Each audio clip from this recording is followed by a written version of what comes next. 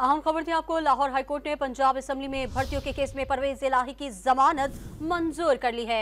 मज़ीद तफसीलात जानेंगे डॉन न्यूज़ के नुमाइंदे राना बिलाल से।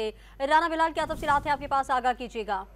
जी देखिए, परवेज इलाही की पंजाब असेंबली में गैर कानूनी मुबैना भर्तियों के मुकदमे में लाहौर हाईकोर्ट ने दरखास्त जमानत मंजूर कर ली है। लाहौर हाईकोर्ट के जस्टिस सुल्तान तनवीर अहमद ने फरीकैन वकला के दलाइल मुकम्मल होने के बाद कल ये फैसला महफूज किया था, जो कि अब से कुछ देर पहले अदालत ने फैसला सुनाते हुए इस मुकदमे में परवेज इलाही की दरखास्त जमानत जो है वो मंजूर कर ली है। जो परवेज इलाही के वकील थे, उनका ये मौकफ था कि किसी उम्मीदवार से भर्ती की रकम परवेज इलाही ने वसूल नहीं की।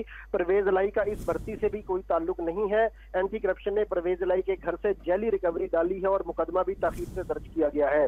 जबकि जो एंटी करप्शन के वकील है, उनकी जानिब से इस दरखास्त की मुखालफत की गई थी और ये कहा गया था कि साबिक वज़ीर आला परवेज इलाही ने भर्तियों के इवज करोड़ों रुपए जो है वो उम्मीदवारों से लिए हैं, लिहाजा ये दरखास्त जमानत खारिज की जाए।